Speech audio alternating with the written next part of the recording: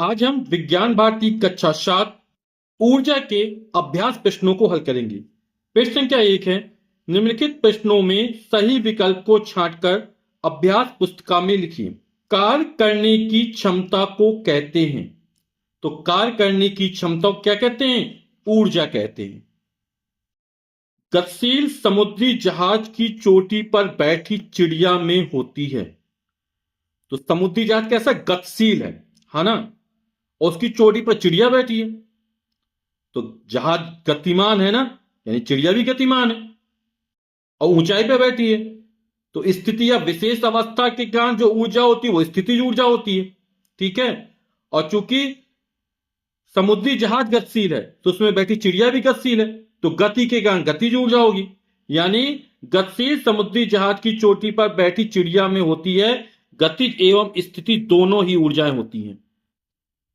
Next है, दो पत्थरों के तेजी से आघात करने टकराने पर यांत्रिक ऊर्जा बदलती है। तो टकराएंगे तो घर्षण बल होगा, है ना?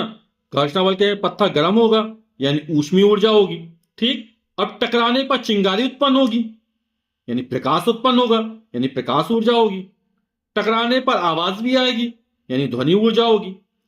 यानी ऊष्मा, प्रकाश एवं ध्वनि ऊर्जा ये तीनों ही ऊर्जा होगी जब दो पत्थर तेजी से टकराएंगे, आघात किए जाएंगे। ठीक है।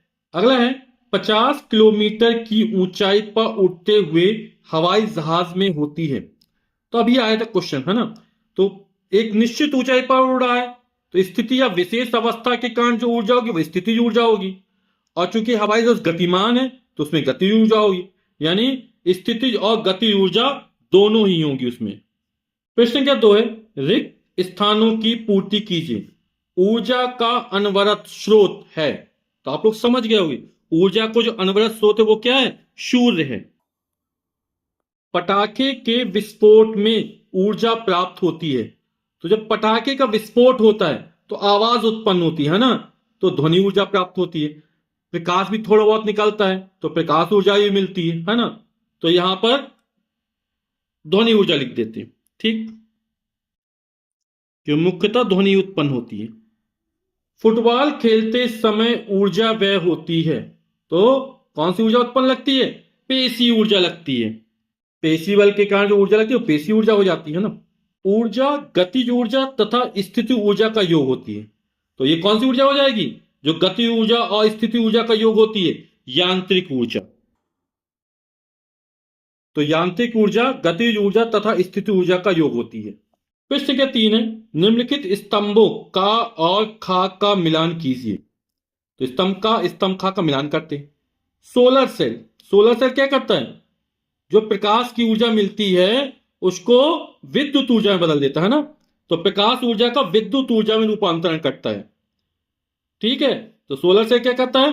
प्रकाश ऊर्जा का विद्युत ऊर्जा में रूपांतरण करता है। माइक्रोफोन, अपन जो कुछ भी बोलते हो आवाज, और माइक्रोफोन क्या करता है? आवाज को विद्युत तरंग में बदलता है, यानी विद्युत ऊर्जा में बदल देता है। मोटर और वैद्युत मोटर क्या करती है? जो विद्युत ऊर्जा होती है उससे कार्य करती है ना, यानी यांत्रिक ऊर्जा में बदल देती है। हीटर, तो हीटर में जब वैद्युत धारा प्रवाहित की जाती है तो हीटर गर्म होकर लाल हो जाता है ना। हल्का सा प्रकाश भी उत्पन्न होता है लेकिन ऊष्मा ज्यादा उत्पन्न होती है। तो हीटर क्या करता है? विद्युत ऊर्जा का रूपांतरण जो होता है वो ऊष्मीय ऊर्जा में कर देता है। और विद्युत सेल ये क्या करता है? विद्युत ऊर्जा को रासायनिक ऊर्जा में बदलता है। प्रश्न के 4, निम्नलिखित प्रश्नों के उत्तर दीजिए। किसी वस्तु में गति के कारण तथा स्थिति के कारण कौन सी ऊर्जा उत्पन्न होती है? तो किसी वस्तु में उसकी गति के कारण जो ऊर्जा होती है वो गतिज ऊर्जा होती है, और स्थिति अथवा विशेष अवस्था के कारण जो ऊर्जा होती है वो स्थिति ऊर्जा होती है। और जो यांत्रिक ऊर्जा होती है तो उसमें उसकी गति ऊर्जा तथा स्थिति ऊर्जा दोनों ही समाहित होती है। यांत्रिक ऊर्जा क्या होती है? गति ऊर्जा और स्थिति ऊर्जा का योग होती है। तो उत्तर हो जाएगा, किसी वस्तु में गति के कारण गति ऊर्जा उत्पन्न होती है तथा स्थिति के कारण स्थिति ऊर्जा होती है। यांत्रिक ऊर्जा में उसकी गति ऊर्जा तथा स्थिति ऊर्जा समाहित होती है। इसको लिखना कोई जरूरी नहीं, आपको समझने के लिए लिख दिया। ठीक। अगला प्रश्न है, माचिस की तीली एवं मोमबत्ती जलाने पर कौन सी ऊर्जा किस ऊर्जा में परिवर्तित होती है? तो माचिस की तीली एवं मोमबत्ती जलाने पर रासायनिक ऊर्जा, है ना, तीली में रोगन यानी रासायनिक ऊर्जा होती है, इस तरह मोमबत्ती में भी रासायनिक ऊर्जा होती है। तो रासायनिक ऊर्जा का रूपांतरण ऊष्मीय ऊर्जा तथा प्रकाश ऊर्जा में होता है। प्रकाश उत्पन्न होता है, साथ ही साथ ऊष्मा उत्पन्न होती है, तो ऊष्मीय ऊर्जा तथा प्रकाश ऊर्जा में होता है। अगला प्रश्न है, ऊर्जा रूपांतरण से आप क्या समझते हैं? तो उत्तर हो जाएगा, किसी एक प्रकार की ऊर्जा को दूसरे प्रकार की ऊर्जा में बदलने को ऊर्जा का रूपांतरण कहते हैं, जैसे विद्युत ऊर्जा का प्रकाश ऊर्जा में रूपांतरण, गतिज ऊर्जा का स्थिति ऊर्जा में रूपांतरण। प्रश्न क्या 5 है, यह अभ्यास का अंतिम प्रश्न है। दिए गए चित्र के आधार पर निम्नलिखित प्रश्नों के उत्तर दीजिए। ये कोई सरल लोलक हो गया, है ना, और ये क्या कर रहा है, गतिमान है। जब इसको मध्यमा स्थिति से एक और विस्थापित करके छोड़ देते हैं तो ये दोलन करने लगता है। तो किस बिंदु पर पत्थर के टुकड़े की संपूर्ण स्थिति ऊर्जा गति ऊर्जा में बदल जाती है?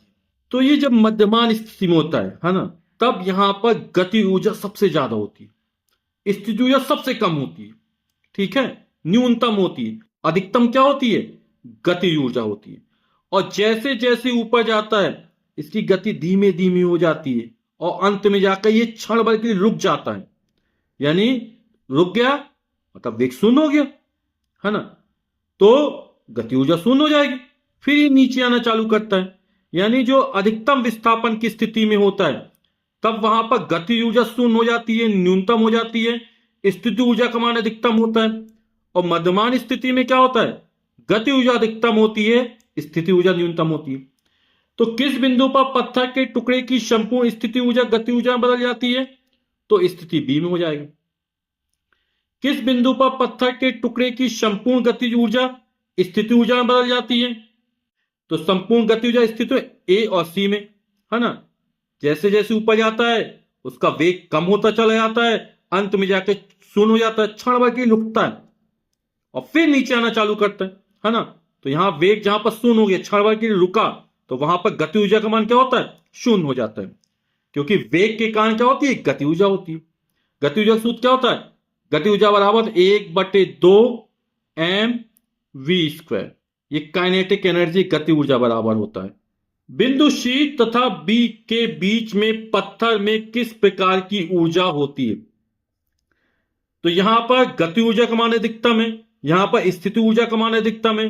गति ऊर्जा स्थिति ऊर्जा में बदलती है, फिर स्थिति ऊर्जा गति ऊर्जा में बदलती है, इसी प्रकार सरल लोलक दोलन करता रहता है। तो बीच में क्या होगा, गति ऊर्जा भी होगी, स्थिति ऊर्जा भी होगी, यानी कि यांत्रिक ऊर्जा होगी। तो इसको लिखेंगे कैसे? तो उत्तर हो जाएगा, बिंदु बी पर पत्थर के टुकड़े की संपूर्ण स्थिति ऊर्जा गति ऊर्जा में बदल जाती है। बिंदु बी पर अधिकतम चाल होती है, अधिकतम चाल होने के अधिकतम गति ऊर्जा होती है, और गति ऊर्जा अधिकतम होती है तो न्यूनतम स्थिति ऊर्जा होती है। स्थिति ऊर्जा सबसे कम होती है, गति ऊर्जा सबसे ज्यादा होती है। खावे बिंदु ए तथा सी पर पत्थर के टुकड़े की संपूर्ण गति ऊर्जा स्थिति ऊर्जा में बदल जाती है, क्योंकि बिंदु ए तथा सी पर न्यूनतम चाल होती है, चाल कम से कम होगी तो गति ऊर्जा न्यूनतम होगी, तो स्थिति ऊर्जा अधिकतम होगी। अधिकतम विस्थापन की स्थिति में पिंड की चाल शून्य हो जाती है तथा पिंड क्षण भर ठहरकर फिर वापस लौटने लगता है। और गा में हो जाएगा, बिंदु सी तथा बी के बीच पत्थर में गति ऊर्जा तथा स्थिति ऊर्जा यानी कि यांत्रिक ऊर्जा होती है। वीडियो देखने के लिए बहुत बहुत धन्यवाद। Thank you so much.